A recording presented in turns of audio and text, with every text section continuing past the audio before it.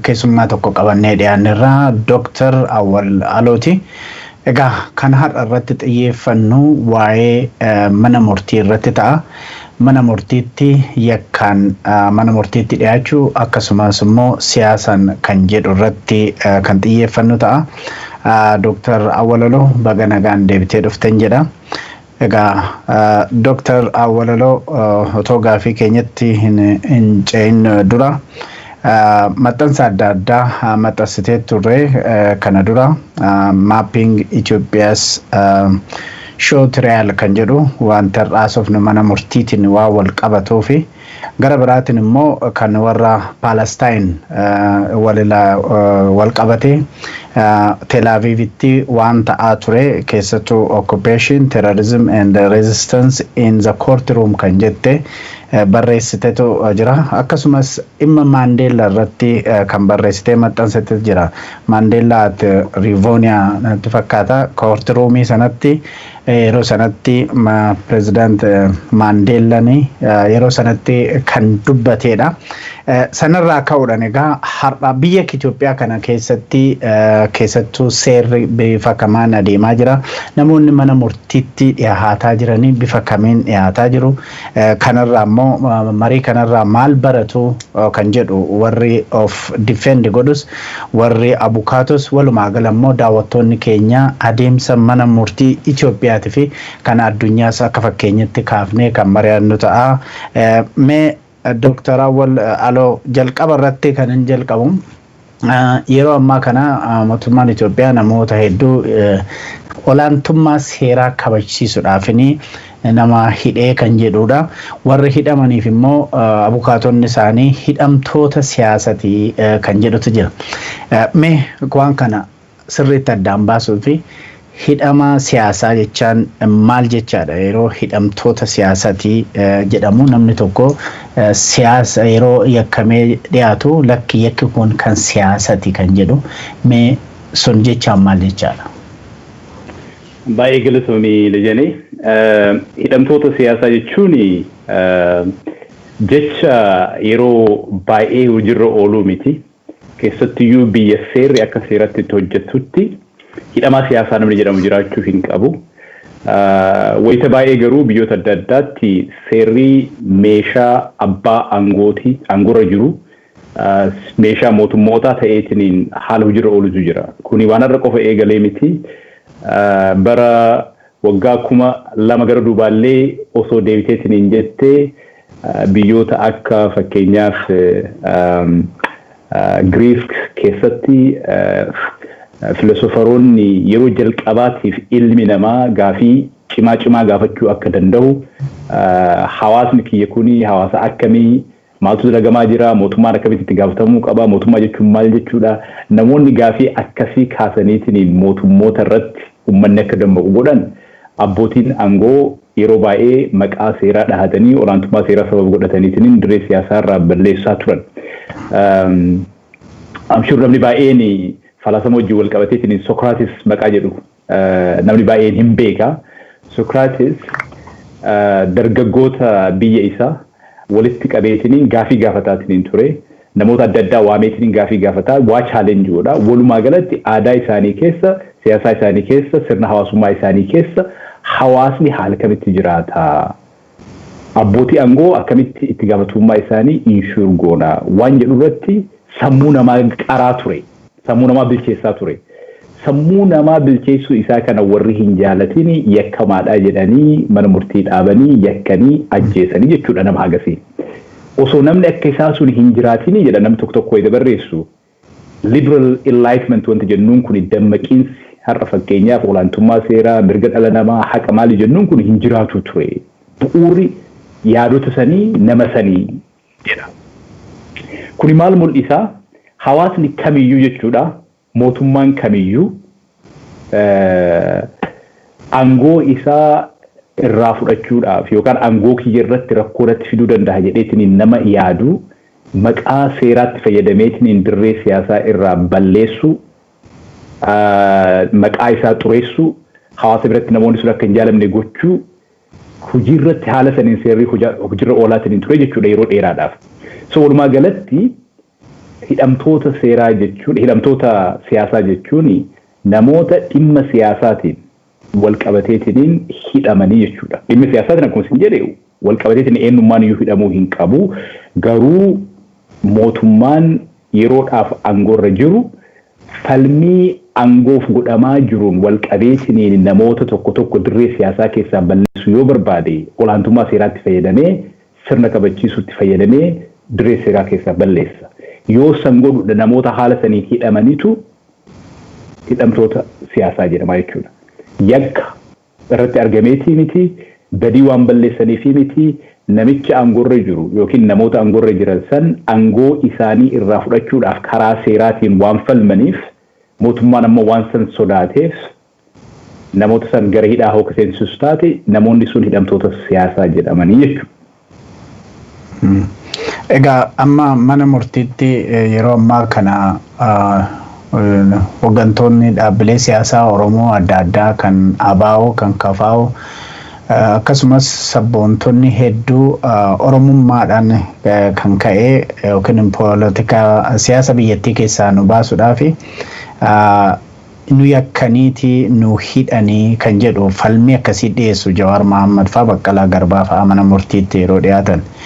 Kuni waan amma ibsite kana wajjiniin walitti dhufeenyi isaa maal fakkaata? Hidhamtoonni yeroo ammaa kana mana murtii dura mootummaan harkisaatiin hin jiru akkuma namoota asiin dura zamana wayyaanee jechuudha. Almost 2005 irraa jalqabeetiin haga wayyaaniin bakka sanii buqqaatutti maqaa seeraatiin olaantummaa seeraa sababa godhataniitiin namoota adda addaa Oromoos ka Oromoos hin ta'in dirree siyaasaa irraa balleessaatiin turanii jechuudha. Namni tokko gaafii adda addaa kaasanii gaafii siyaasaa akka sin rakkifne akka uummata hin dammaqsine maqaa seeraa sababa godhattee namoota san dirree san keessaa balleessitaa mana hidhaatti uggurteetiin hin keettaa. Namoonni biraa ka alaas ka biyya keessaa soo kasi gaafatan ta'e akka mootummaatti namoonni kun yakka waan raawwataniif mana murtii dhiyaatanii itti raggaasisee mootummaan hidhamanii kuni murtii mana murtiiti malee murtii mootummaatii miti jechuu danda'a jechuudha easily. Wanti mootummaan kallattiidhaan mana murtiitti fayyadamuu barbaaduuf inni guddaan responsibility silaa mootummaan qabu mootummaa irraa gara qaama sadaffaa qaama haqawan wal qabatu gujiin isaa qaama independent ta'eetiin hin beekamu bilisa ta'eetiin hin beekamu responsibility qaama sanii godhaa jechuudha. Kanaaf akkuma asiin dura ture namoonni kunniin namoonni amma hidhaa jiran jechuudha.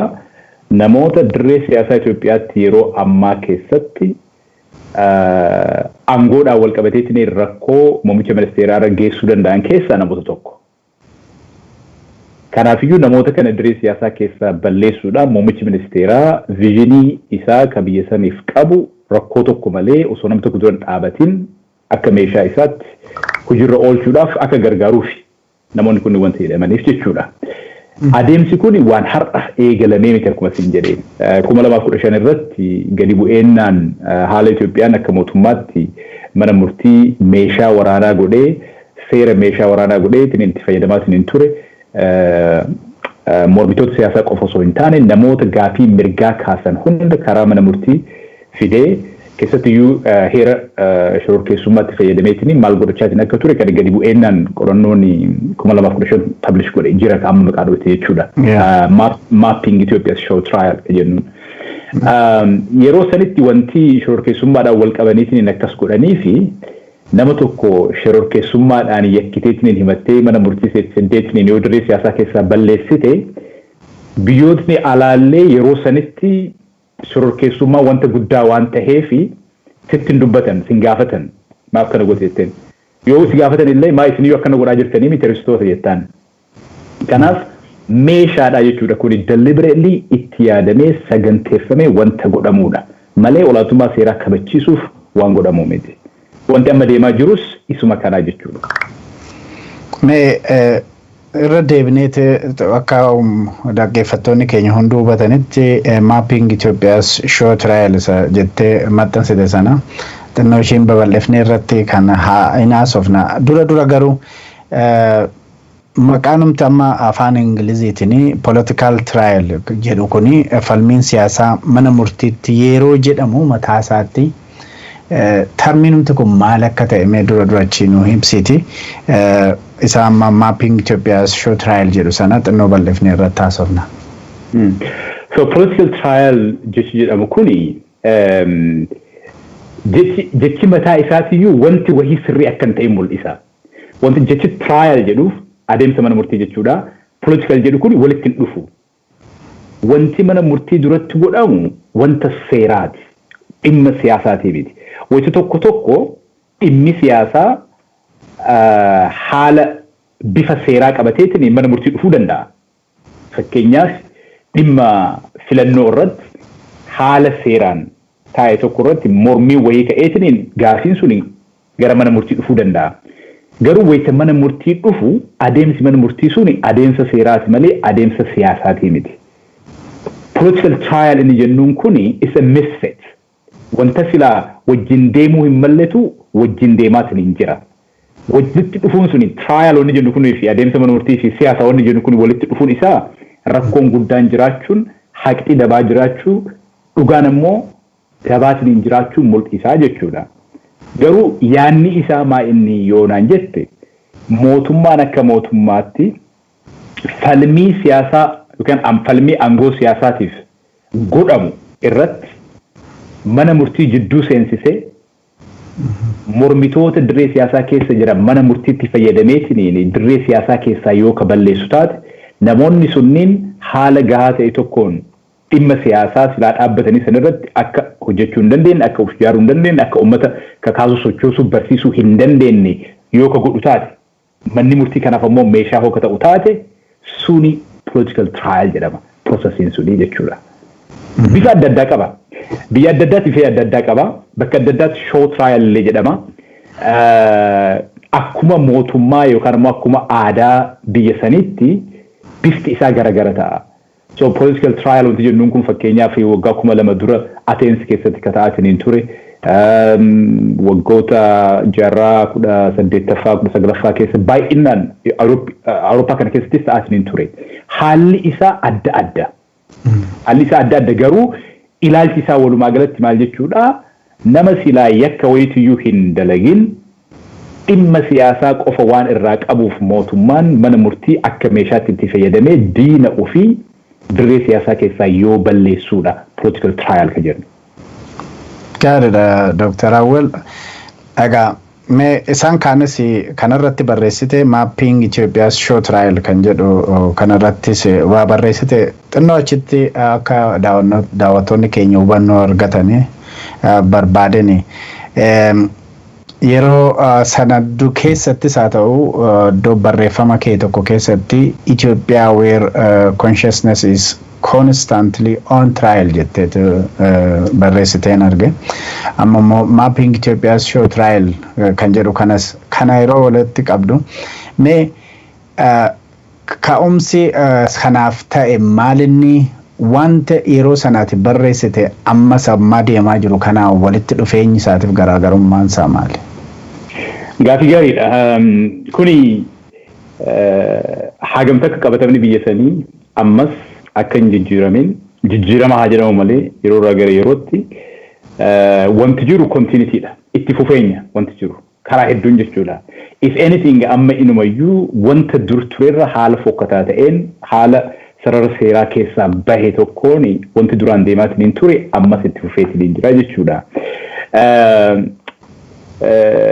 Barreeffama mapping Ethiopia show trial jedhu san keessatti 2005 irraa jalqabee namoonni adda addaa yeroo adda addaatti namoonni mootummaa irratti gaafii siyaasaa jajjaboo kaasan namoonni mootummaan aangoo irraa fudhachuu danda'anii uummata narratti kakaasuu danda'anii haala dimokiraatawaa ta'e tokkoon jechuudha narratti kakaasuu danda'an jedheetiin shakku haala adda addaatiin dirree siyaasaa keessaa haala kamiin akka balleesse yookaan ammoo akka mana hidhaatti ugguree kan mul'isudha jechuudha.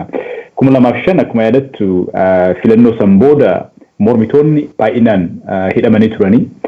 Mormitoonni sunni wanti hidhamanii fi mana marii seennee barcuma keenya fudhannee mootummaa kana legitimize goonu waan jedhaniif. Mootummaan yeroo san finqila adda addaa kan deemaatiin ture gaafii uummanni gaafataatiin ture san isintu wanta kana godhee jechuudhaan namoota sanii mana murtii dhaabee yeroo dheeraadhaaf mana murtii dura harkisaatiin ture. Mana murtii dhaabatteetiin haala seerrisi hayyamu tokkoon haqa kan kee argatteetiin mirga kan keessi eegamee guutumaan guututti ofirraa hin ittiftu. Inni keessa isaanis callisoonis mana piroosesii san keessatti hirmaataniitiin dhumarratti almost gara waggaa 2 eega ture booda namoonni suni itti murtaaheetiin hidhamanii san booda dhiifama gaafatanii jedhameetiin bahanii. Namoonni haala saniin yeroo irraa gara yerootti keessattuu mormitoonni siyaasaa aktivistoonni adda addaa gara mana murtii dhiyaataniitiin maqaa mana murtiitiin akka lamuu deebisaniitiin dubbachuu hin dandeenye akka dirree siyaasaa keessaa badan kan godhaman xiqqaa miti. Artikilii amma maqaa dhooyte kana Ethiopia where consciousness is constantly on trial jettu tuni researchii dheeraa miti waan gabaabaa wahiiti suni yeroo koreen bakka bu'oota uummata muslimaa shororkeessummaadhaan yakkamaniitiin hidhaman san kan barreessedha.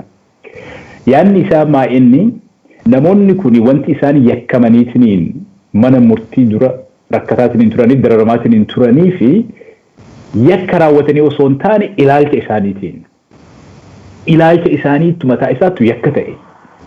Heerri biyya keenyaa ilaalchi kamiyyuu kabajamaa akka ta'e namni ilaalcha isaatiin akka hin yakkamne sirritti kaaya sirritti ibsa. Namoonni kunniin yeroo sanitti gaafiin isaan kaasaatiin turan qaamni amma majlis jedhamu kuni qaama uummataa ta'uu qaba. Mootummaan keessa seeneetiin kontrool gochuu hin qabu, to'achuu hin qabu. Namni keessatti muudamaniitiin tajaajila uummataa kennan nama uummanni filee ta'uu qaba isa jedhu ture gaafiin isaanii. Akkuma beeku namoonni sun yakkamaniitiin dararamaatiin turanii wanti san ta'eef ammoo wanti biraa osoo hin taane gaafii mootummaan deebisuu hin barbaanne waan gaafataniif ture. Wanti ajaa'ibu keessaa namoonni suni namoota maqaa shororkeessummaatiin hidhamaniitiin dararamaa turan keessaa namoota tokko gaafa isaan hidhaadhaa bahaniitiin jenna wayii gaafa isaan hidhanii bahanii osoo hin taane gaafa muummichi ministeeraa aangoo qabateetiin dhufe yeroo gabaabaan booda namoota san affeeree ammatee mana marii dura dhaabatee mootummaan kenna mataa isaatti iyyuu adeemsa shororkeessaatti fayyadamaatiin ture mana murtiitti fayyadameetiin namoota akkana godhaa ture akkas ture godhatee haasa'aatiin ture waan akkasiisan. Yeroo san agarre baay'een kenna ammaan boodan ilmi namaa ilaalcha isaatiin mootummaa irraa waan adda ta'eef mana murtii dhaabateetiin haala saniin dirree siyaasaa keessaa wanta silaa dalaguu barbaadu keessaa maatii isaa irraa adda baheetiin hin rakkatu jenneetiin yaanneetiin turre. At least yoo xiqqaate wanti akkasii sunniin dhaabataa jenneetiin turre. Unfortunately wanti ammas argaatiin hin jiru hagam takka biyyattii sana keessatti consciousnessiin namaa ilaalchi namaa gaafa hundayyuu mana murtii dhaqee seeraan maaliif akkana yaaddee maaliif ilaalcha akkanaa qabaatteetiin hin jedhamte jechuun gaafatamaa jechuudha. Jawaarii fi namoonni amma mana murtii dura mootummaan harkisaatiin hin jiru baay'een isaanii keessattiyyuu warri liidarshiippii paartiiwwan adda addaa ABOs dabalatee ilaalcha gara fuuldura an idea of the future biyya saniif ilaalcha muummicha ministeeraati adda ta'e waan qabaniif malee yakki wahii ka isaan dalaganiitiin qabamaniif hin jiru. Wanti sila abdanneetiin hin turre gaafa muummichi ministeeraa Ahmadiin Jabalfaa yaamee warra miseensa koree isaanii waameetiin dubbisee kaan ammatee wajjin kolfeetiin jedhu namoonni kunniin dhugama shororkeessitootaa miti mootummatu itti fayyadame wanta sanitti nama jedheetiin fudhate fakkaata. Mataan isaatiyyuu mana marii dura dhaabateetiin wanti sun sirrii akka hin ta'in dubbateetiin ture.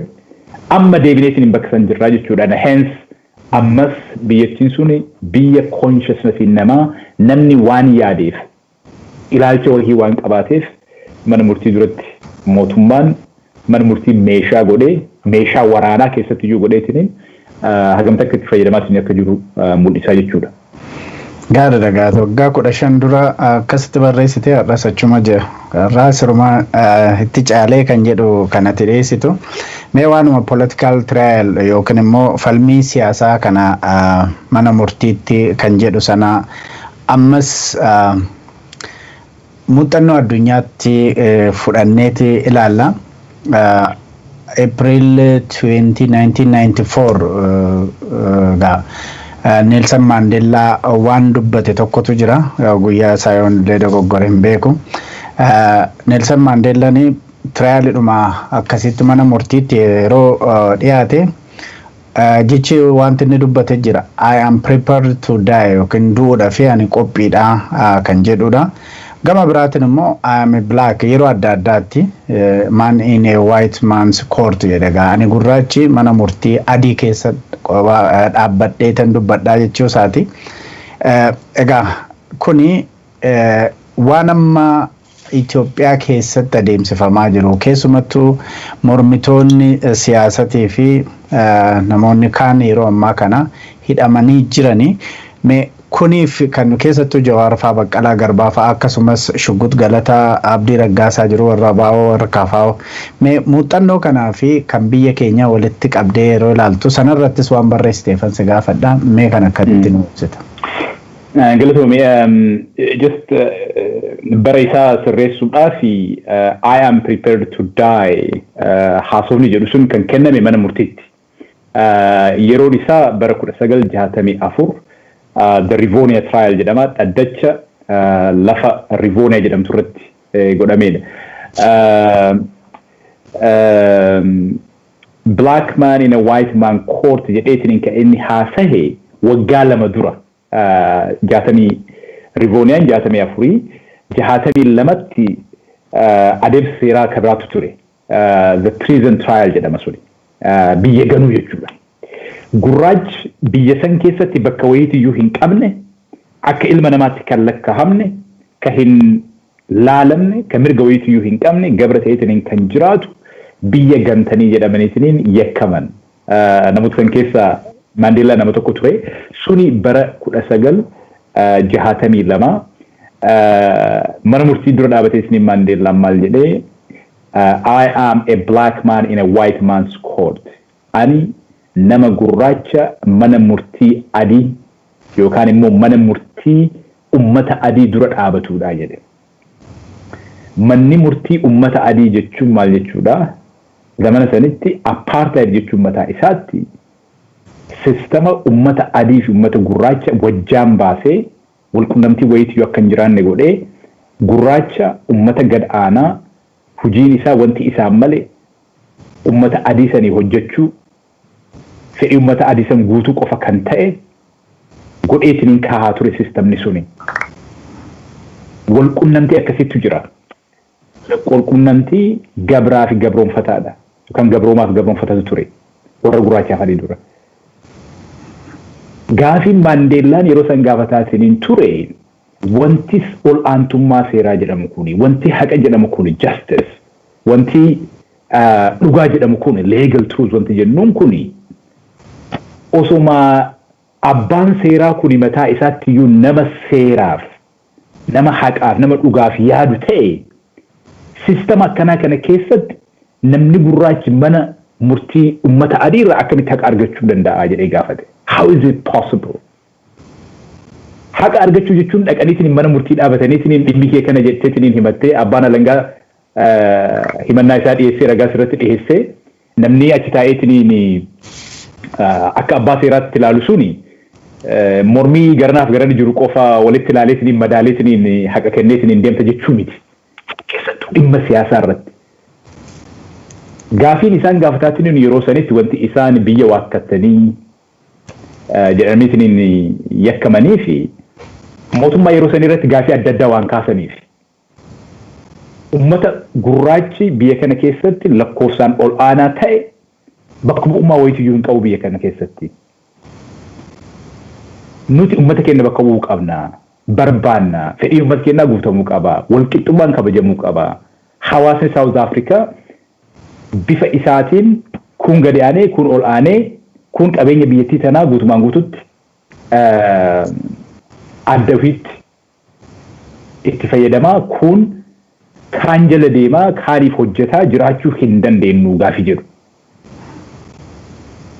Chaalenjiin inni mana murtiitiif dhiyaatee saniin ture yeroo sammaa inni abbaan seeraa kun haguma fedheyyuu ani nama bilisa tokko osoo ka jedhu taate qabatama jiru kana keessatti namni gurraachi mana murtii kana dura dhaabatee haqa argachuu hin danda'u gonkumaa hin ta'uudha wanni sun it's impossible fundamentally systemni suni sistema rigged ta'e sistema jallate jalqabumayyuu namummaa nama gurraachaatiyyuu hin fudhatu gurraachi ilma namaatii jetteetiniin kan fudhanne yoo taate mana murtii teetteetiin akka abbaa seeraatti murtii kennuu hin dandeettu waan jedhu ture. Chaalenjiin bara 1962 dhiheesse.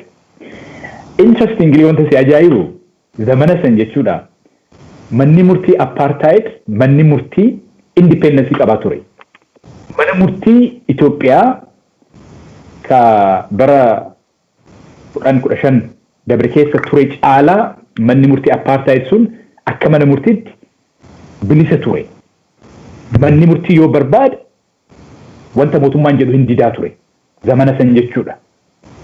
Garuu namni mana murtii taa'eetiniin akka abbaa seeraatti dhimmoota kanarratti murteessu inni mataan isaa ummata gurraachaa kana rakkoo godheetiniin waan laaluuf gurraachi abbaan seeraa hagum tokkoyyuu bilisa osoo ta'e independent osoo ta'e dhiibbaa mootummaa iyyuu osoo irra hin jiraatin namni suni haqa nama gurraachaa kennuu hin danda'u. Inni mataan isaa nama godheetiniin waan hin laalleef jechuudha. Sistemni kun guutumaan guutuutti jalarraa hagubbaatti haalli inni itti ijaarame iyyuu namummaa kenna waakkachuu irratti waan ijaarameef isin dura dhaabanneetiniin mana murtiiti jennee haqa argachuu hin dandeenyudha wanti Maandeellaan jedhaatiniin ture. Garuu ammoo manni murtii somewhat independent turani. Isaan mata murtii mataa isaatti namni adiin guutumaan guutuutti hundiniyyuu racist waan ta'eef malee mootummaan dirqama mana murtiitiin waan kana dalagaa waan san dalagaa hin jedhuun mana murtii adii saniin jechuudha. So ummata sistema keessa jiru warra adiif ummata adiidhaaf sistemni suni hin dalagaa ture. Mootummaan muummichi ministeera pirezidaantiin bilbileetiniin abbaa seeraatiin akkana godhe akkas gootu malee hin jedhuun. Garuu manni murtii mataa isaa reesistii ture jechuudha. Gaafa waggaa tokko booda ka bara 1962tti eegale kuni gaafa inni I am a black man before a white man's court jedhe kana manni murtii bilisa baase. Maandeellaaf namoota baay'ee mormatanii jechuudha. Gaafa waggaa lama booda bara 12 fi bara 1964 ka Rivooniyaa jette kun jechuudha. Isarratti kitaaba illee edit godhee ture ani. Isarratti Maandeellaan itti murtaaheetiniin waggaa 27 mana hidhaa kan ture trial Rivooniyaa jedhamu sanarratti. Achirratti I am prepared to die kan jedhe. Biyya kana keessatti biyya mootummaa walqixxummaa ilma namaa kabaju biyya gurraachi akka ilma namaatti itti ilaalamu gurraachaa fi adiin ilma namaa ta'ee walqixxummaan isaa eegameetiin biyya itti jiraachuu danda'u dhaabuudhaaf gatii kamiyyuu kaffaluudhaaf qophiidha. Waan kana gochuudhaaf waan kana galmaan gahuudhaaf ruuhii kiyya itti kaffaluun barbaachisaa yoo ta'e saniifis qophiidha. Haala saniin fixe haasaya san I am prepared to die wanta inni dhumarratti jedhe wanti sun.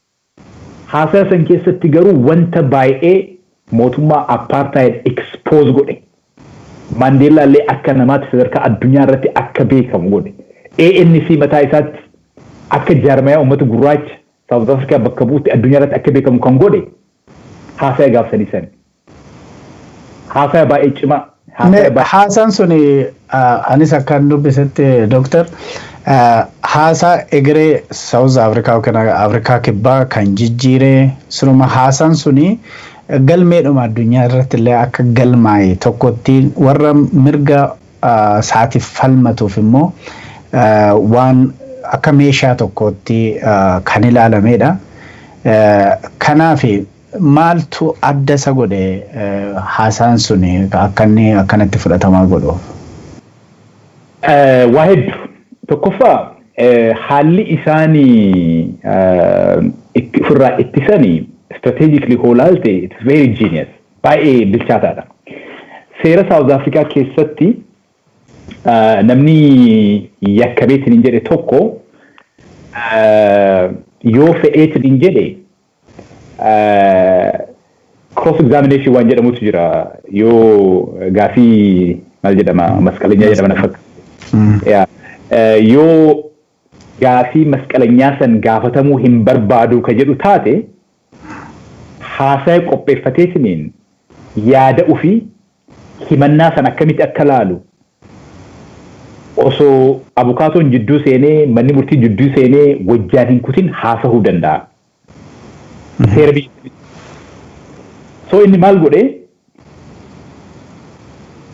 gaafii masqalenyaa na gaafatanii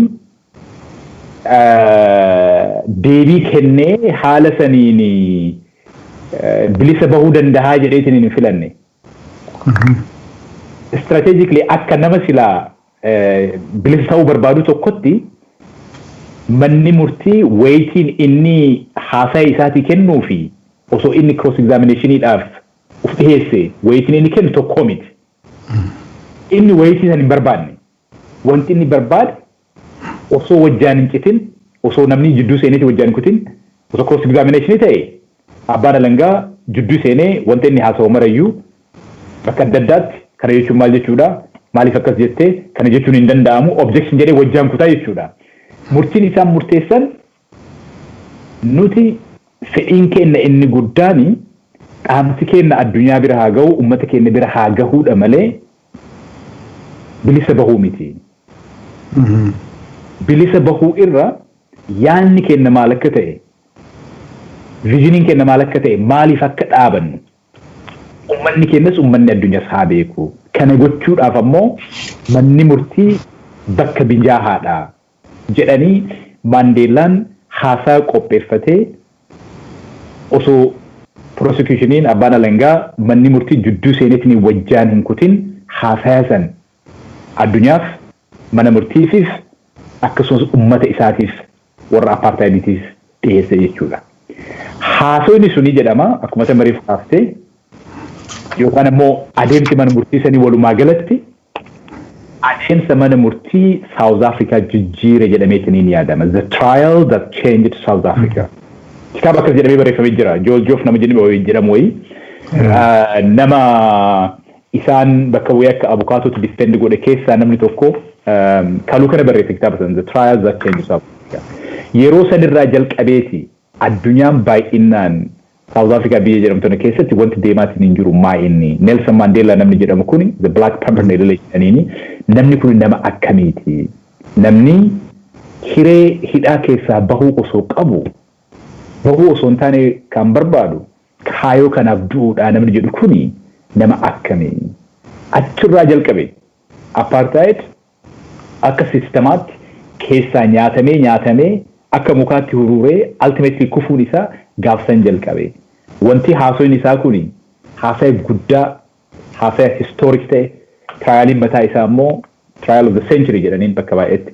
Wanti inni sadarkaa kanatti ilaalamuu jalqabeef wanti inni biyyoota biraattis biyyoota mootummaan dhimma siyaasaatiif jedheetiin namoota gara mana murtii fideetiin political trialii kana godhutti akka fakkeenyaatti ilaalameetiin hojiirra oolaatiin ture jechuudha.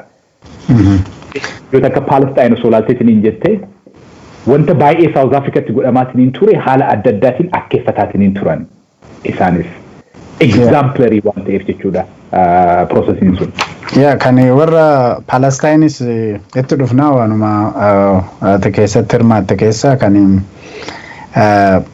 namni member of parliament kan miseensa paarlaamaa Palestine ture tokko mana murtii Israa'elitti akkamitti akka isaan defend of godhani meetti isatti sin dhufna isa kan Maandeellaa kana xinnoo irra deebi'uu barbaadini Maandeellani akka tamma jettu kanatti egaa waan achi abbaan alangaa waan itti dhiyeessu dhiisetiin political trial waan ta'eef ergaa isaa dabarfate kanaaf amma ammaatti illee addunyaa irratti the 21st century irratti haasaa cimaadha kan jedhameera. Surumaayyuu akkan dubbisetti kubbaa silaa namni yakkamutu kubbaa gara warra apartheiditti deebise kan jedhutu jira haasaa akkasii gochuudha. Fakkeenya kana Itoophiyaa keessatti yeroo ammaa waan wal fakkaatu deemaa jira. Maalitti akkamitti fayyadamuu danda'ama? Xiqqoo duubatti deebineetiin manni murtii akka dhaddachaatti wayita haqa barbaadu wayita dhugaa barbaadu assumptionitu adda addaatu jira. Assumptioniin kun maal inni waan jedhu laaluun barbaachisaadha waan ati jetti kan adres gochuu jiru. Manni murtii aangoo akkamiitiin ilma namaa uf dura dhaabee mormii garanaan godhamu dhagahee murtii guddaa hagaskoo tokko dabarsaa wanta jedhu laaluun barbaachisaadha. Manni murtiin inni ilma namaa irratti dabarsu salphaa miti. Aangoon isaan qaban aangoo guddaadha. Aangoo kana immoo responsibility guddaadhaan itti fayyadamuun dirqama barbaachisaadha. Assumptioniin seeraa fi heeraa manni murtii bilisa ta'eetiin gaafa dhaabbatu walqixxummaa himatamaa fi himataa eegee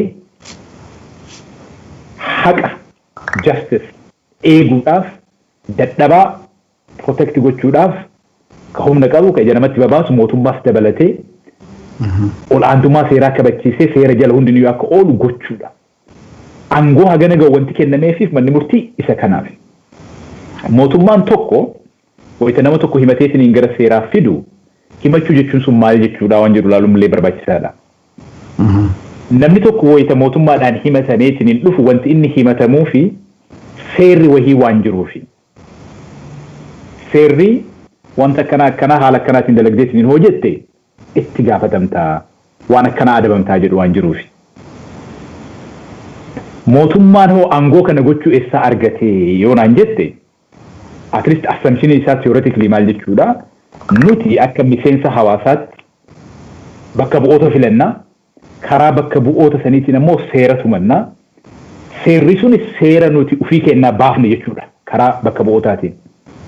Gaafa seera ufii kennaa karaa bakka bu'ootaatiin baafne san cabsine mootummaan hawaasa bakka bu'ee gara mana murtii nu fiduu danda'a nu himachuu danda'a. Nuti akka mootummaatti si bakka buunee seera kana si baafnee amma heera kana waan cabsitee seera cabsite kun ammoo seera ummataati. Seera cabsuun baratamuu hin qabu. Yoo namni hundiyyuu seera ka cabseetiin hin cabseetiin bira taruu taate seerumaltummatu guddataa. Kanaafiyyuu itti gaafatamuu qabdaa. Wayita itti si gaafannu garuu ragaadhaani. Manni murtii qaama bilisa ta'e tokko waan ta'eef qaamni kuni badii kan kee laalee ragaa kana laalee si adabuu qabaa jedhee isiniin fida. Aangoon isaa achirraa maddaa jechuudha. Wayita mootummaan aangoo akkasii qabaatu, wayita manni murtii aangoo amma kireefsin jedhes qabaatu, ka himatameetiin hin dhufe hoo maal qaba? Mirga akkamii qaba? Himatamuu waan xiqqaa miti. Wayita sobaanillee himatamuu dandeetta. Dogongoraallee himatamuu dandeetta. Dogongoraan nama ajjeefte jedhamtee qabatamteetiin himatamuu dandeetta beeki. Jeeniyullee ta'uu danda'a wayita tokko. Mootummaan itti yaadee siyaasaadhaaf itti fayyadamuu qofa osoo hin taane jeeniyullee poolisni dhugama nama wayii nama ajjeese wayii se'eetiin fiduu danda'a. Dogongorri guddaan uumamuu danda'a. Seerri kana laalee nama himatamuufillee mirgi inni eegu baay'ee guddaadha. Himannaa wayii osirratti dhiyaateetiin hin jedhe himannaa san haala kamiin ofirraa ittisaa wanti jedhu murtii kan keeti. Murtii mootummaatii miti, murtii mana murtiitii miti. So wayita Neelsan Maandeellaani lakki cross examinationiidhaaf uf hin dhiyeessu. Osoo cross examinationiidhaaf uf dhiyeesse bilisa bahuudhaaf nuuf gaariidha. Okay? Maaliif yoo cross examine ka ta'u taate waan inni jedhu hundayyuu abbaan alangaa gaafii keessa waan seensisuu fi dhugaa baasuudhaaf baay'ee gargaara jechuudha. Yoo cross examination hin barbaadu jedheetiniin yaada mataa isaa qofa ka dhiyeessatu taate manni murtii wayitii hagas ga'u ittiin kennu waan inni jedhu saniif. In fact wanti inni jedhe himannaa mootummaan irratti dhiyeessinu walqunnamtii hojiiyyuu hin qabu. Xiqqoo himannaadhaan wal qabsiisee dhaamsi inni dabarsu garuu dhaamsa siyaasaa maaliif jalqabuma ummanni gurraacha ummata adii wajjin rakkoo akkanaa keessa seenee sistema kana wajjin rakkoo akkanaa keessa seenee waan jedhutti deebi'a. Akkasuma wanti kana ta'eef maa inni eega himatamteetiin dhufte himateetiin ragaa sirriitti dhiyeesseetiin siyakkuun mirga mootummaati. Ati immoo ofirraa ittisuun mirga kan keeti. Ofirraa ittisuudhaaf maal gochuu qaba? Haala kamiin ofirraa ittisuu qaba? Ragaa akkamii dhiyeessuu qaba? Kan jedhu mirga keeti guutumaan guututti. Sansiif kabajuu qaba manni murtii. Manni murtii san ka'uu akkasiin kabajani taate piroosesa sanitti guutumaan guututti hirmaatteetiin hojjette sistema san legitimaayiz gochuun ala bu'aa wayitii waan qabu natti hin fakkaatu waan. Piroosessi tokko wayitatti hirmaattu waan jedhaa jirtu jira. Hirmaachuu qofaan wanta jedhaa jirtu tokko maa inni dhugaan haga tokko argamuu danda'a ta'a. Haqa haga tokko argachuu dandeenya ta'a jetteetiin hirmaattaa jirtaa jechuudha. Assumption namni baay'ee fudhatu san. Yoo fakkeenyaaf guutumaan guututti manni murtii kun haqa wayitiyyuu nu kennuu hin danda'u, dhugaa irraa eeguu hin dandeenyu. And therefore processing kana iyyuu engage gochuun bu'aa wayitiyyuu hin qabu jetteetiin guutumaan guututti abdii kutatoo taate hirmaachuun iyyuu barbaachisaa miti. Garuu ammoo qabatama jiru kana keessatti manni murtii tokko mootummaa didaniitiin murtii mataa isaanii fudhataa akka jiru haga tokko argaatiin hin jirra. Keeziiwwan tokko irratti abbootiin seeraa ramadamaniitiin hin jedhani xiqqoo namoota mootummatti kalaan akka ta'e beekna. Keezii tokko irratti garuu discretionii mataa isaanii haga tokko fayyadamaatiin akka jiru wanti argaatiin hin jiru jira. Keezii Jawaar fa'aa wal qabateetiin abbaan seeraa yeroo tokko gadi baheetiin osoo murteessin dura namoota wajjin haasa'aatiin akka ol deebi'u wayita garii text message dhaddacha irra taa'eetiin akka wal jijjiiru wanta adda addaa wanta dhageenyu jira. Obviously ammoo politically ammoo wanti beeknu tokkollee namoonni kunniin kan hidhamanillee murtii siyaasaatiin yoo hiikamanillee kan hiikaman murtii siyaasaatiin wanni mana murtii dura godhamu kuni namoonni kun eega hidhamaniitiin hin jedhan mana murtii deddeebi'uu qaban. Mootummaan calliseetu waan hidheetiin kaa'uu hin danda'u dhimma seeraati jechuu waan rajuuf jechuudha. So mana murtii kana wayita dhayiteetiin hin jettu haala kamiin of defend goota, haala kamiin ofirraa ittisa.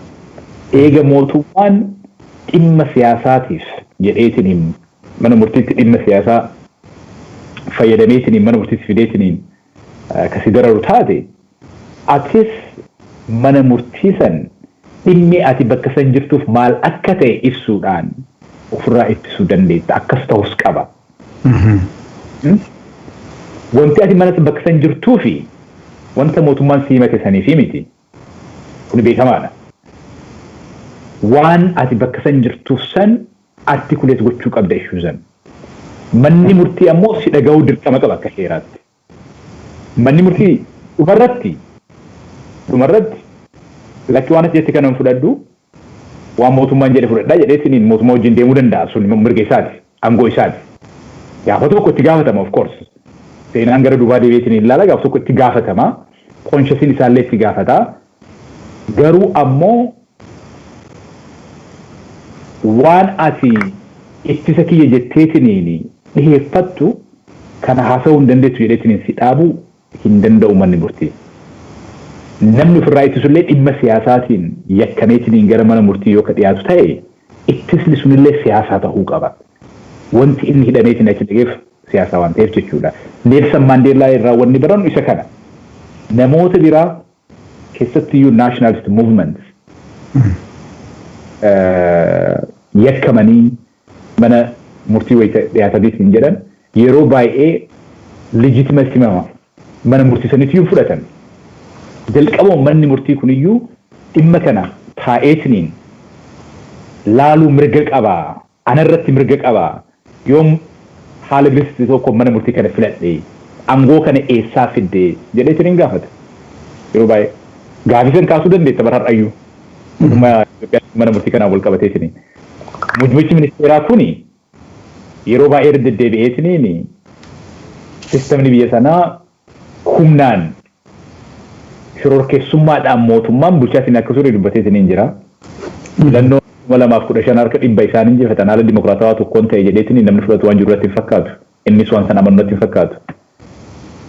Mootummaan sunu bakka bu'aa uummataa ta'eetiin gaafiiwwan yookaan ammoo yakka amma namarratti dhiyeessaa jiru kana dhiyeessuu hin danda'a wanti jedhu gaafii ta'uu danda'a. akka reefsi kaase mirgi mootummaa nama tokko yakkuudhaaf qabu mirga nuti kennineef irraa dhufa akka hawaasaatti. Sun ammoo filannoon dimokiraatawaa tokko jiraachuurraa ka'a. Wanta biraa irratti mootummaan osoo hin filatamin dhufe nama ajjeesu tokko osoo yakkeellee namnis mee haa ta'u jechuu danda'a. Namoota dhimma siyaasaatiif falmii aangoo irratti wal dhabaniitiin mootummaan seeratti fayyadameetiin dirree siyaasaatiin balleessu gochuun that's slightly of something of a different order. Waan addaa wahiiti. So aangoo mana murtiitiyyuu challenge gochuun hin danda'amaa jechuudha. Garuu wayita waa challenge gootu strategy qabaachuu qabda. Strategiin kiyya maa inni waan jedhu wajjin barteetiin beekuu qabda. Abukaatoon kana beekuu qaba. Kaayoon kenna maa inni.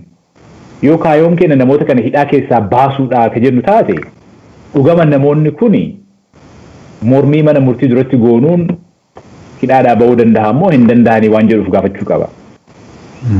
In any event strategiin kan kee kaayoo kan kee wajjin deemuu qaba. Strategii sanirratti hundooyitee wanti ati gochuu dandeessu wanta adda addaa jira jechuudha ittisa kana keessatti. Wanti amma reefu Maandeellaan godhe siin jedhe suni wanta qabatama seera biyya isaaniif wajjin deemu. Wanta ammoo qabsoo inni yeroo san keessa ture oodiyensii inni yeroo sanitti adres gochuu barbaadu ka addunyaas ka biyya san keessas ummata adii biyya sanis ummata progressive jedhaman addunyaarra kan jiran bakka adda addaatti qabsaa'aatiin hin jiran jaras adres gochuuf. Kunis Itoophiyaa keessatti deemaa hin jiru qabsoo addaa waan ta'eef adeemsi siyaasaa kuni akkuma reefsi hin jedhe namoota biyyituun gara fuulduraatti karaa kana deemuu qabdi jedhaniif karaa kana deemuu qabdi jedhutu jira. Tokkoon isaa karaa ani jedhu deemuu qabdi jedheetiin namoota karaa kana deemuu qabdi karaa biraa deemuu qabdi kan ammoo mariidhaan gochuu qabnaa jedhaniitiin karaa adda addaatiin gaafii kaasaatiin hin jiran dirree siyaasaa keessaa balleessuudha. Kanaaf deebiin ta'uu qabu maa inni wanta jedhu abukaatoo fi namoonni himataman sirriitti irratti walii galan strateejii ba'a. Gaariidha. Mee abukaatonni deeggartoonni akkasumas immoo hidhamtoonni paartileen siyaasaa maal kuni amma adeemsati jettu kanarraa maal baratu maal gochuurra qaba kan jedhu itti dhufna. Mee isatti otoo hin dhufin dura ammas muuxannoodhuma addunyaa kan biraa alaalluti. Garasitti otoo hin darbin egaa namoonni tokko amma Maandeellaan haasaa akkasii sana godheera haasaa bareeda sana godheera garuu hidhaarraa hin hafne yeroo dheeraadhaaf hidhamee maali bu'aansaa kan jedhu tarii ka'uu mala. Gara biraatiin immoo meeqa warra Paalastaayinittis haa ceenu miseensa paarlaamaati warra Teel Aviivitti yookiin mana murtii Israa'elitti dhiyaate sanarrattis wanti mee waan amma Itoophiyaa keessa deemu wajjin wanti wal fakkaatuu fi muuxannoo gaarii ta'a kan jettu sarrattis waan nun jedhe. Maandeellaan haasaa biyya isaa jijjiire bara 1964 irratti godheetiin hin jira garuu ammoo haasawni suni hidhaa isaan hambifnee ka jedhu osoo haasawuu baateellee hidhamuun isaa hin oolu.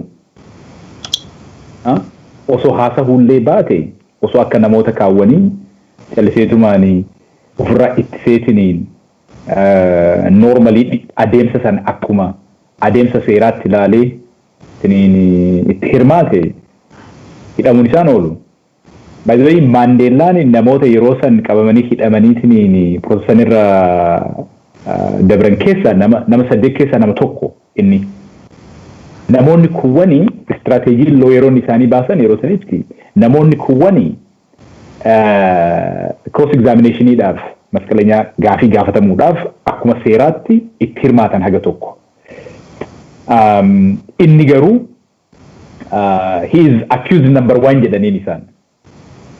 Inni nama himatame keessaa ka jalqabaati Nelson Mandela and others versus the states of South Africa dha. Keeziin mataa isaatti jechuudha. So namtichi beekamaan ka dura taa'u kuni akka namoota kaawwanii haala seeraatiin seera wanti kun jedheetiin ofirraa ittisuu yaalii hin goone. Dhimmi kun dhimma siyaasaati jedhee siyaasaan kun ammoo maal akka ta'e bayaanseetiin addunyaadhaaf mana murtiitti fayyadamee gara addunyaatti filter godhee jechuudha haasayasan. Wanti haasawni suni bara haala bal'aa ta'e tokkoon fudhatamee fi mana murtii irratti waan godhamee fi mana murtii irratti namni baay'een waan inni godhumaa inni hidhaa waan sodaatuuf namni baay'een akka bahu mana hidhaadhaatiif wanta mootummaan jedhu jala deema. Inni wanni an barbaadu sanii miti. Kaayoo kiyya kanaaf uf wareegama gochuudhaaf qophiidha. I am prepared to die. Yaada amma isiniif dhiyeesse kana walqixxummaa uummata gurraachaa fi adii olaantummaa seeraa sirna dimokiraatawaa biyya san keessatti dhaabuudhaaf qophiidha. Yoo kuni wareegama kee gaafa taate saniifis qophiidha jedhee uf kennee jechuudha uummata isaatiif. Waan san inni wanta godheef addunyaa waa'ee South Africa barate. Mind you, kuni this is in the 1960s. Bara san keessatti 1964 jechuun biyyoonni Afrikaa baay'een isaanii yeroo san kolonializimii jalaa bahaatiin turan. So biyyoonni gargaaruudhaaf humna wayii qaban iyyuu baay'ee miti. Addunyaa irratti Afrikaan baay'een namni iyyuu bakka kana seenaa hin jedhuuni humna wayii iyyuu hin qabanii. Addunyaan addunyaa uummata adii turte jechuudha.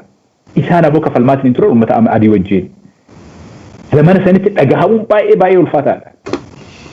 Miidiyaan akka ammaa jiraateetiin karaa adda addaatiin lallabattu. Haasaya san bakka sanitti waan godheef haasaya bilchina qabu gadi fageenya qabu waan godheef addunyaan dhageettee akkuma reefsiin jedhe South African mootummaan apartheid gaafa san jalaa qorqamuu nyaatamuu jalqabe. 1990moota keessa mootummaan sun gara fuulduraa deemuu akka hin dandeenye ifa ture jechuudha. Inni hidhaa haa ta'u malee waggaa 27 fi qajeelfama garuu mana hidhaa keessaatiin taayitiin kennaatiin ture. Santu South Africa jijjiiree jedhaniitiin abbootiin seenaa barreessan kana hin mirkaneessaniif namicha kana. Gara Palestine wayita deemnu Palestine haala addaatu jira. Wal fakkaatallee adda. Apartheidii fi occupationiin Palestine namoonni tokko occupationiin amma Palestine jiru apartheidiidha jedhu. Garuu ammoo yeroonis adda ture. Himannaan ammaan sitti irratti barreessee ati kaastu kuni himannaa 2003 dhiyaateedha. Intifaadaan lammaffaa booda. Yakki namichi Marwaan Barguutii jedhamu kuni yakkameeni intifaadaan lammaffaa san hoogganuudhaan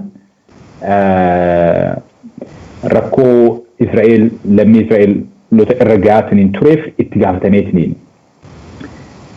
Kanarratti amma gaafiin guddaan ture tokko maa inni seera addunyaa jalatti ummanni addunyaa UN dabalateetiin Palestine is an occupied territory jedhanii beekan.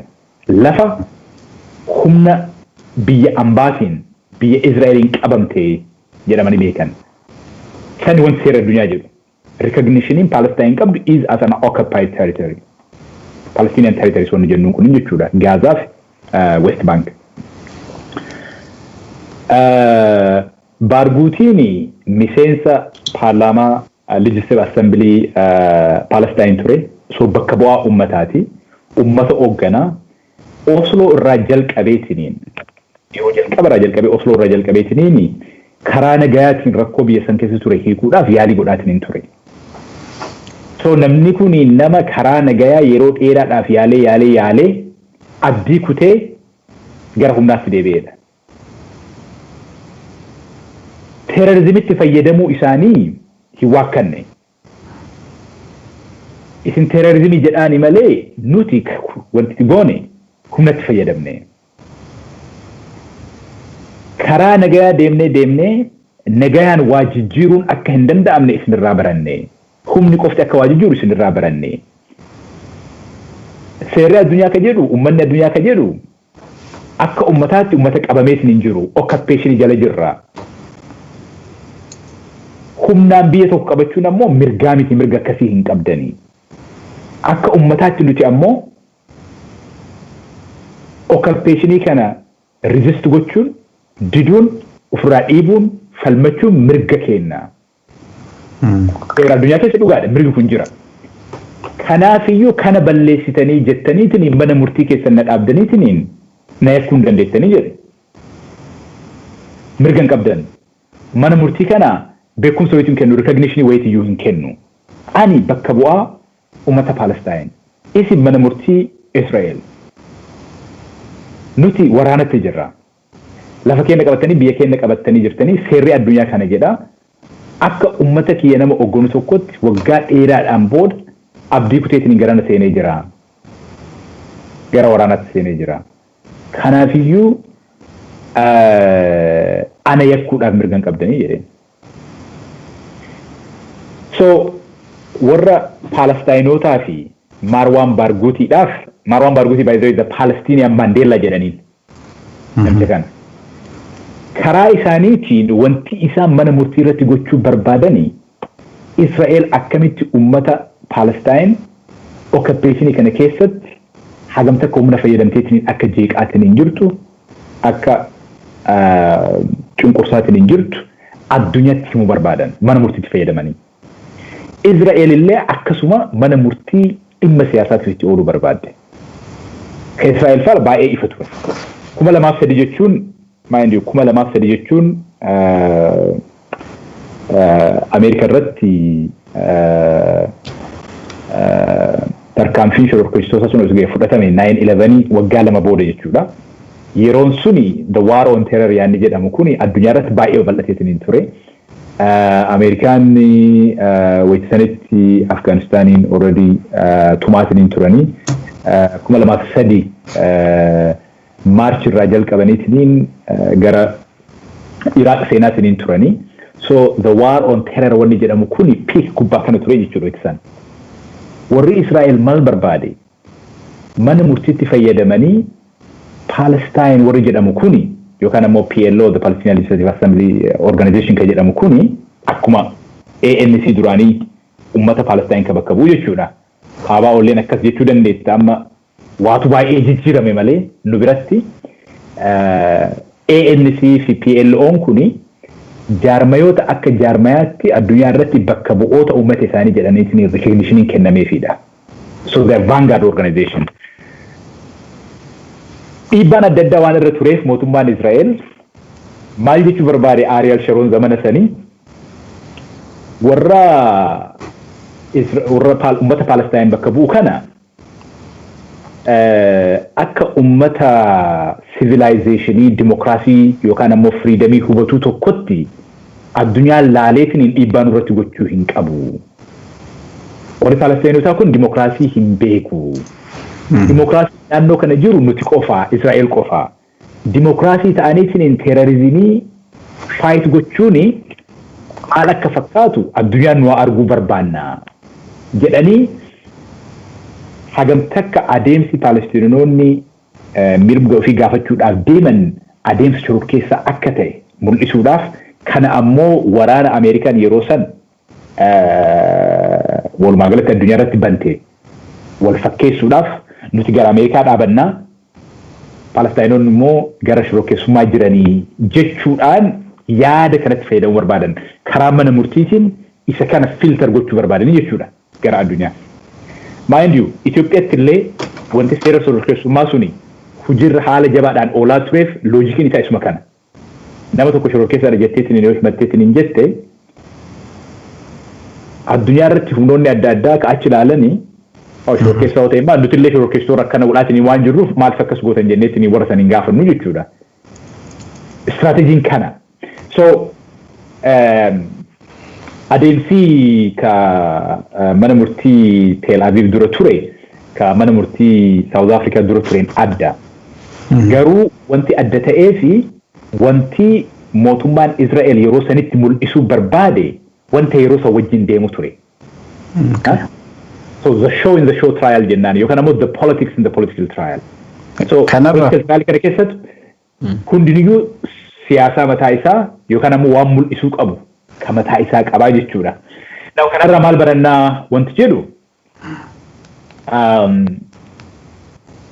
Barghutiin inni godhe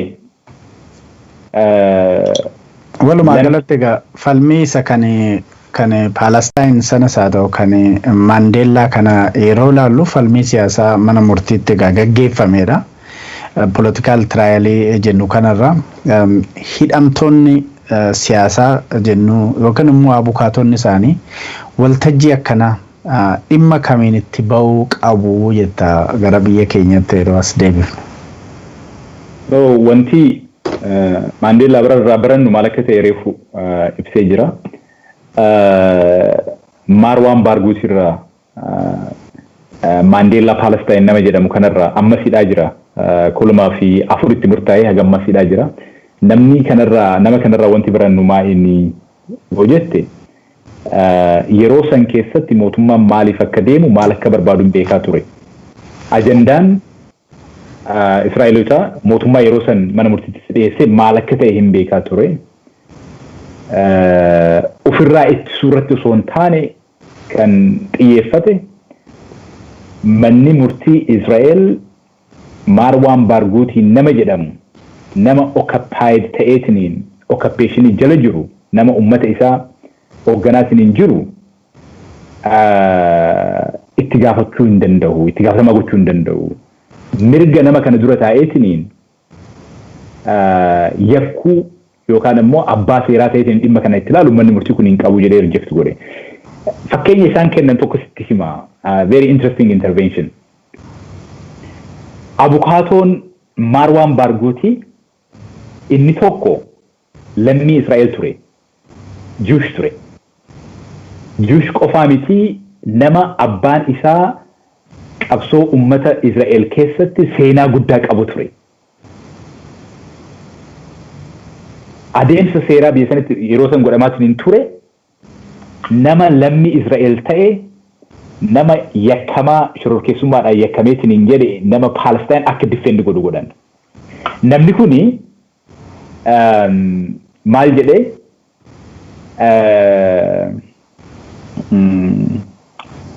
Moseen jedhee gaafa Israa'el gaafa Egypt ture wayita ummata Israa'el hoogganu namicha gaafa ajjeese Faaroo bira dhaqee Faaroon bulchaan Egypt yeroo sanii jechuudha dura taa'aa hoogganaa ummata isaa waan ta'eef namicha osoo ajjeesellee itti gaafatamaa gochuun hin barbaachisu jedhee gadhiise Moses jechuudha. Wanti isaan dabarsan maa inni kana wayita jedhan wayita fakkeenya isaan kaasan even Faaroon iyyuu namtichi badaan akkasii sun jechuudha gaafa namtichi Moseen jechuudha. Moses jechuun ummata Israa'el biratti Tooraa keessatti bakka guddaa qaba. Innummaan iyyuu Moses wanta inni dalagaatiin hin ture waan beekuufi gadhiise manni murtii Israa'el nama ummata isaa hoogganu akkamitti waan Faaroon hubatu san hubachuu dhabeetiniin yakkuuf qophaa'a. Namni kana jedhu eenyuun inni mataan isaa Jewish namtichi kun hawaasuma ummata Israa'el keessa miseensa dhimmata sanii akkasumatti yoo ammoo seenaa guddaa maatiin isaa kan qabu jechuudha. Wanti isaan gochuu barbaadan maa inni walumaa galatti yoo kanaan jettu taate mana murtiitii fi mootummaa mataa isaa on the defensive kaayuudha. Nama yakkuu dhufe mootummaan jalqaba Marwaan yakkuu dhufe barcumaa garagalchanii mootummaan yakkamaa ta'ee akka defenduuf godhu ta'ee jechuudha. Dhuma irratti mana murtii yakkeetiin namicha kana gara hidhaatti haa erguu malee Israa'el yeroo sanitti jechuudha adeemsa san keessaa bu'aan isin argatte baay'een hin jiru. Akka biyyaatti baay'ee expose taate.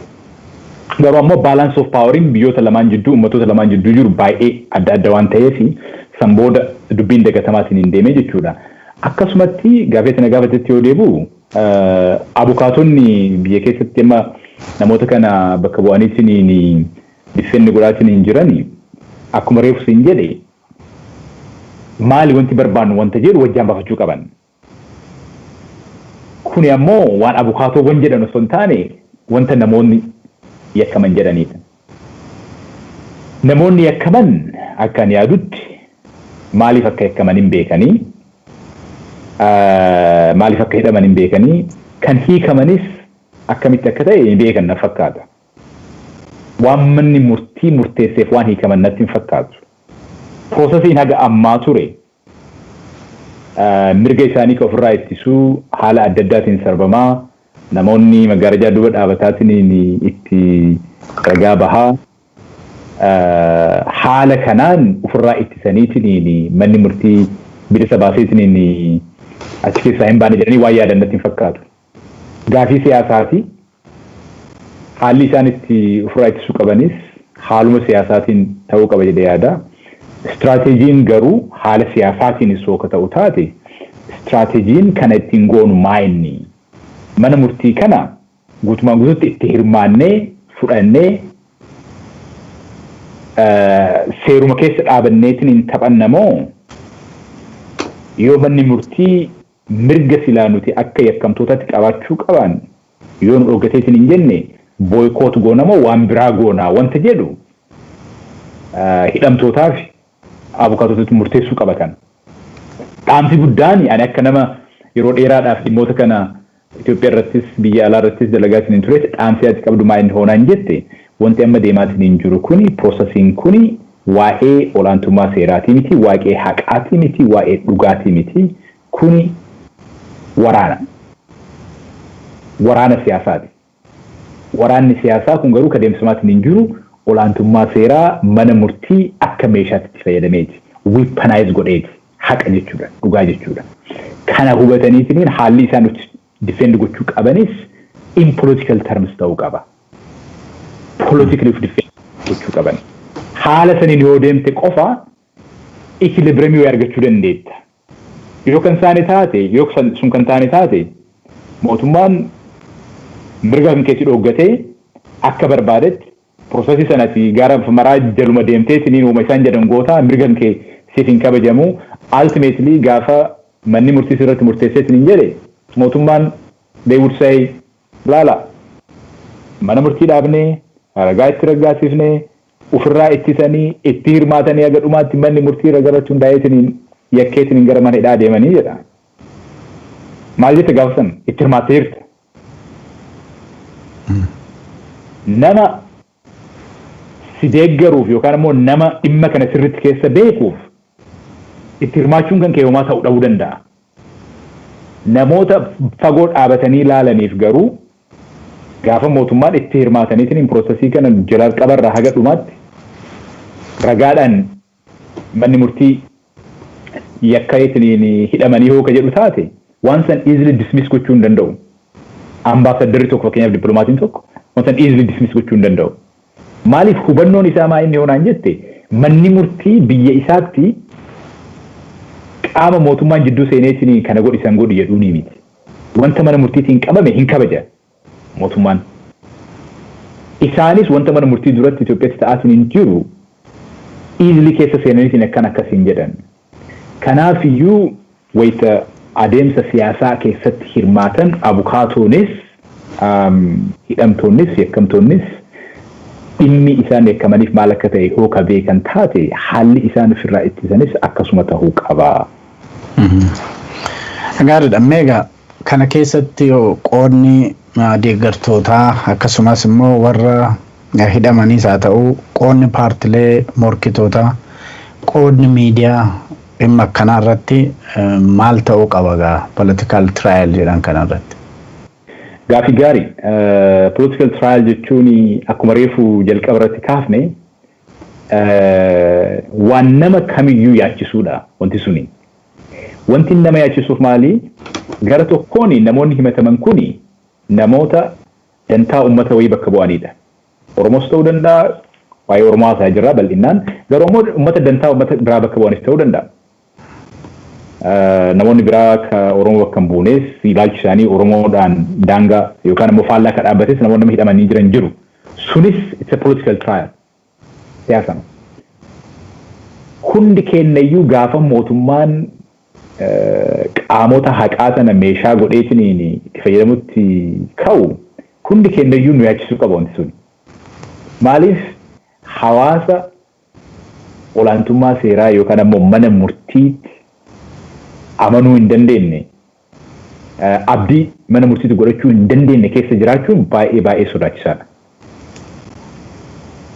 Kanaaf hundiyyuu eenyummaan iyyuu cinqamuu qaba yaadda'uu qaba deeggartoota qofaa miti deeggartoonni waan baay'eetu wanta yaachisu jira kuwwanis even namoonnummaan siyaasaa yookaan ilaalcha namoota hidhaa jiran kana faallaa dhaabbatanis isaanis yaachisuu qaba mormitoonni kamiyyuu wanti kun yaachisuu qaba fakkeenyaa fi South Africa ture yookaan immoo Palestine ture osoo fudhateetiin hin jette gaafa namoonni kuni mana murtiitti dhiyaatan naannoo mana murtii guutuudha. Palestine gaafa Tel Avivitti 2003 warri Marwan Barghouti deeggarus gara tokkoon hiriira warri mootummaa deeggarus gara biraatiin hiriira. Dirqama warra Marwan Barghouti deeggarutu hiriiraatiin hin ture eegasii mootummaan ammoo baaseetiin hin fide namoota deeggaran. Hagam tokko adeemsi mana murtii duratti bakka bu'oota ummataa hagana tokko jaalatamaniif kabajaman harkisuu fi dararuun hagam takka ummanni akka wanta kana approving goone ummanni baay'eetiin mul'isa yeroo baay'ee biyya kamittiyuu jechuudha. Kanaaf miidiyaanis akka miidiyaatti wanta achi keessatti ta'u wanta achi keessatti deemu ummata biraan ga'uun dirqama ta'a kuni dhimma guddaa waan ta'eef ummannis akkasumas guyyaa namoonni kun mana murtiitti dhiyaatan dhaqeetiniin deeggarsa isaa namoota kanaaf mul'isuu qaba. Maaliif akkuma jenne wanti kun siyaasaadhaa jenneetiin hin jirra. Namni kunniin ammoo ummata wahii bakka waan bu'aniif darramaatiin hin jiran malee bu'aa mataa isaaniitiif badii wayii akka nama tokkotti waan balleessaniif miti. Karaa biraatiin akkuma reefu kaafne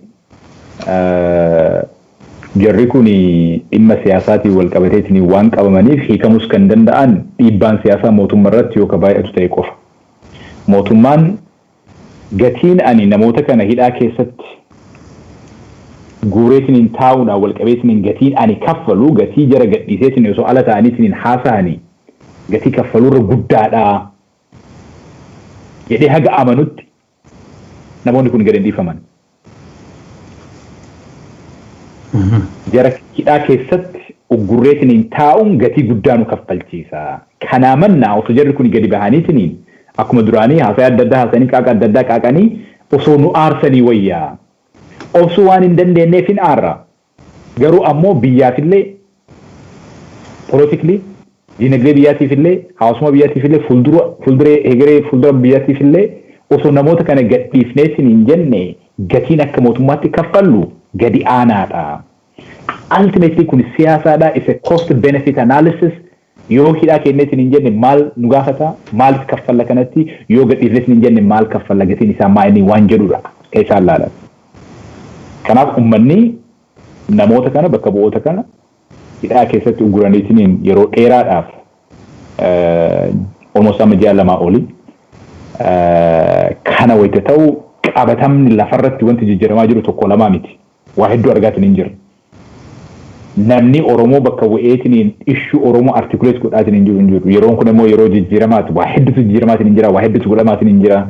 Yeroo ammaa kanatti hawaasni sagalee hin qabne waggoota baay'eef gara fuulduraatti sagalee osoo hin qabaatiin hafuu danda'a. So bakka bu'oota isaa dirqameetiin mootummaan akka gadhiisu uummanni dhiibbaa gochuu qaba karaa adda addaatiin. Gatiin namoota kana hidhaa kaa'aniitiin hin turu gatii isaan gadhiisaniitiin hin kaffalamu ol ta'uu uummanni agarsiisuu qaba. Yoo kun kan taane taate maaliif gadhiisa mootummaan? Wanti amma jiru mootummaadhaaf gaariidha. Qabatamni ammaa kun karaa barbaadan wanta deemaatiin hin jiraniif jechuudha. Wanta barbaadan lafarratti waan jijjiiraatiin hin jiraniif. Mootummaan ammoo poolisiidhaan yeroo tokko waan tokko jijjiireetiin hin hojjedhe osoo ofiiyyuu barbaadeetiin hin jedhe gara duubaa deebi'uu ni rakkisa mootummayyuu. So wanti amma jijjiiramaatiin hin jiran wantoota uummata Oromootiif dantaa uummata kanaatiif baay'ee rakkoo guddaa dararama guddaa uumuu danda'an eegaa fuulduratti. Bakka bu'oonni kun hiikamaniitiin hin darree siyaasaatti deebi'aniitiin uummata kanaaf mormuu qabsaa'uu kan dandeenye taate akkasumas rakkoo fiduu danda'a jechuudha. Kanaaf uummannis miidiyaanis mormitoonnis kana mormachuu qaban sirriitti. Wanta haqan ta'in wanta dhugaa hin ta'in dura dhaabbanneetiin lakki wanti kun dhugaa miti yoo jechuu qabaannu taate yoo ka cal'ifnu taate cal'isuu mataa isaatti iyyuu rakkoodha. Waa gochuu dhabuu qofaa miti rakkoon. Silence. Cal'isuu mataa isaatti iyyuu is violence. Rakkoodha mataa isaatti. Yoo cal'ifteetiin ati jette wanti deemaatiin hin jiru kuni gaariidhaa jedhaa jirta jechuudha. Approve godhaatiin hin jirta. Yoo atiin cal'isiin bar wanti sun cal'isiitiin hin deemu. Osoo namni marti ka dubbatu taate namni marti ka dubbatu taate wanti kun cal'isiitiin haala kanaan deemuu hin danda'u. Kanaafuu complicit ta'uu hin qabne jechuudha. Akka miidiyaattis akka nama dhuunfaattis akka mormitootaattis. Hayyeegaa amma gaa political trial amma jennu kanarratti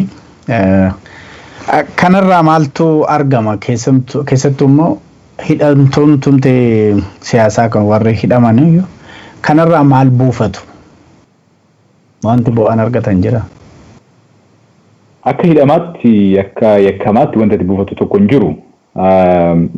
Wanti tokko incidental wanta isaan fedhanii isaan yaadaniitiin ta'u osoo hin taane wanti processiin mataa isaa akka ta'u taasisu wayii tokko namoonni baay'een siyaasaadhaan walqabateetiin yoo hidhaman hawaasa biratti hin jaalataman. Kabajaan isaan hawaasa biratti qabu hunda bala. Akka nama dhimma ummataatiif jedheetiin wareegama kaffaleetti laalamanii akka martyrs nama bu'aa ummataa gaafii ummataa bakkaan gahuudhaaf wareegameetti laalamanii jechuudha. So mootummaan osoo hin beekin inadvertently, implicitly namoota kana guddisaatiin hin jira. I'm sure amma jaalalaa fi kabajaan Jawaar fa'aa ummata keessatti qaban Baqqalaan fa'aa namoonni kuwwanis Dr. Shuggut fa'aa qaban namoonni baay'een duraan isaan hin beeknellee amma beekuu danda'anii plus namoonni dur wanta adda addaatiin wal qabateetiin isaan hin deeggarree isaan hin mormanii kunniinis amma deeggaraa jiranii hin kabajanii so mootummaan osoo itti yaadin inadvertently profiilii namoota kanaa ol kaasaa jira jechuudha. Suni waan argamu tokko jechuu dandeetta garuu ammoo akka nama dhuunfaatti jaraaf waan ta'uudha. Wanta gara fuulduraatti fayyadamuu danda'anii dhallee garuu qabatama jiru kana keessatti garuu hidhamuun jira tokkoffaa adeemsa ce'umsaa biyya kana keessatti silaa jiraachuu qabu gara duubaa deebiteetiin hin jira.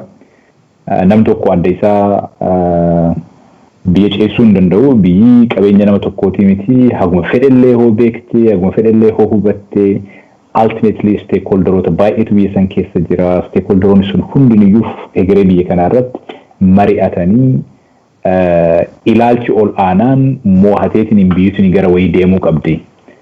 Namoota kana hunda dirree siyaasaa keessaa baaftee hiitee namoota bakka wayiitii wal qabdee mari'atteetiin biyya ceessoo akka jettu taate suni waan hin taane ce'umsa kanallee balleessaatiin hin jirte jechuudha. Ummata Oromoof garuu qabatamni lafarra jiru baay'ee jijjiiramaatiin hin jira. Dantaan ummataa waggaa 10-20 dhufu keessatti haalli inni itti kabajamuu danda'uyyuu lafarraa badaatiin hin jira. Hoo ummanni deebii kanaaf proportionate ta'e deebii gahaa ta'e yoo ka deebisuu kan dandeenye taate. Akka amma laallu kana dubbiin tun akka deemtu taate already lafarratti waa hedduu jijjiiramaatiin hin jira. Uummanni Oromoo cabeetiin lafaallee ka'uu dhabuu danda'a. Yoo akkanatti deemtu ta'e. Garuu ammoo uummata baay'ina qabu, uummata dammaqee, uummata haga tokko ijaaramee dhallee kurrii xiqqoo amma nurra jirtu kana ofirraa haqneetiin yoo dammaqneetiin mootummaa duubatti dhiibuun kan danda'amu taate irra ooluun injifachuun hin danda'amu. Uummata baay'eedha Oromoon. Uummanni akka Oromoo baay'ina qabu addunyaa kanarratti cunqurfameetiin kan jiru hin jiru. Kanaan nuti uummata addaati. We are unique in the sense that akka majoritiitti salphannee arrabsamnee waggaa kana hunda jiraanne. Ammas waggaa 5 dabre keessa uummanni keenya qabsaa'ee wareegama guddaa kafaleetiin bakka kanaa wanta kana eegee dubbiin hagam takka gara duubaa deebiteetiin akka nuti hundinuu haasaatiin hin turre kana dammaqiinsi amma mul'ate kuni strategic ta'eetiin wanta amma deemaa jiru kanaaf haala deebii ta'uu danda'utti proactively jechuudha. Califneetumaan ajandaa bakka adda addaati namoonni adda addaa uumaniitiin kaan sanduuqa deemuu osoo hin taane uummanni ajandaa mataa isaatii baasee istirateejiidhaan wal qabsiisee wanta amma mudate kanaaf wanta deebii ta'u qabataniitiin gara fuuldura ba'uun kan danda'amne yoo taate kuni baay'ee rakkoo ta'uu danda'a. Baay'ee duubatti nu deebisuu danda'a. Gaariidha. Mee gaafii seeraa tokkoon kana wajjin directly wal qabatuu baate si gaafachuu barbaade. Amma fulbaana 30 booda mootummaan filatamee hin jiru jedhama biyya sana keessatti. Amma mootummaan uummataan filatame immoo yeroo hin jirretti dhimmumtammaa political trial yookiin mana murtii siyaasa wal qabatee kana akkamitti ilaalamuu danda'a akka seeraatti kun? Reefu waan kaaseetu jira. Mootummaan uummata bakka bu'eetiniin filannoo waan injifateef seera tumee gaafa miseensi hawaasaa tokko seera cabsu bakka hawaasaa bakka bu'ee namoota san yakka. Wayita mootummaan nama yakku by the way uummata bakka bu'eetiniin nama yakka wanti inni uummata bakka bu'uu fi waan uummanni sun filateef. So that's the assumption. Loojikiin namni tokko itti yakkamee poolisiin nama qabee mana murtii nama geessee namatti murteessee nama hidhuuf that's the assumption. Gaafa mana murtii dura dhaabattu ati wanti sa'aatiin hin jiru basically maa inni seeruma gara bakka bu'aa kan keetiin baafatte san atummaan ofirratti apply godhaatiin hin jirtaadha. That is what the trial is about. Karaa miseensi keetiin baafatte. Gaafa mootummaan aangoon inni biyya qabuudhaaf biyya bulchuudhaaf qabu expire ta'u aangoon sun illee hin baddi jechuudha. Already reefu waan kaaseetu jira mootummaan kuni mootummaa hin filatamin ta'uu isaa and therefore akka mootummaa hin filataminitti mirga seera baasuullee akka hin qabne mirga nama yakkuullee akka hin qabne even manni murtii mootummaa kanaan appoint ta'uyyuu aangoo seera dura taa'eetiniin dhimmoota kana laaluu akka hin qabne kaafneetiniin jira reefu kana jechuudha. Gituma saniini Oktoobarii 5 booda maaltu ta'aa wanta jedhu hoolaalte mootummaan maandeetiin inni qabu maandeetiin duraanumayyuu legitimasiin isii gaafii guddaa keessa jiru suni expire waan taatuufi mirga namoota kana yakkuu seera kana namoota kana irratti apply gochuu hin qabamoo hin qabamu jedhu gaafii guddaa keessa seenaa jechuudha.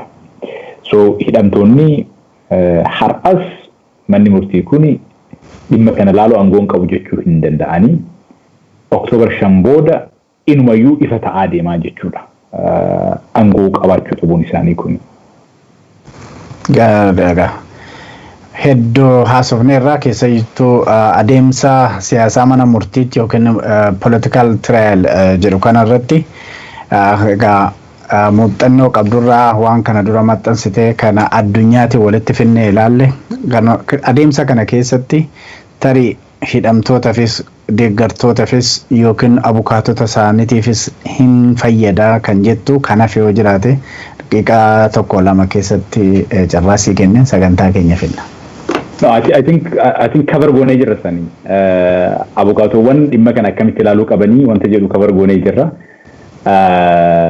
Gaazexeessitoonni, miidiyaan, hawaasni keessattuu deeggartoonni namoota kanaa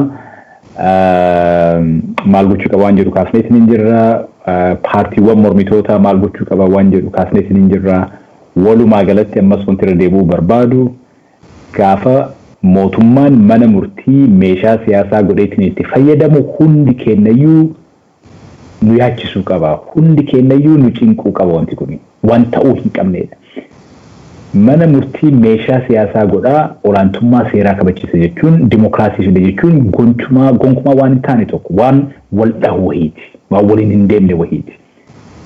Gaafa mootummaan haala kana mana murtiitti fayyadamu hawaasni ummanni biyya sanii amantiin inni mana murtii irratti qabu baay'ee xiqqaataatiin hin deemaa jechuudha. Duraaniyyuu xiqqaadha suniyyuu badaatiin hin deemti.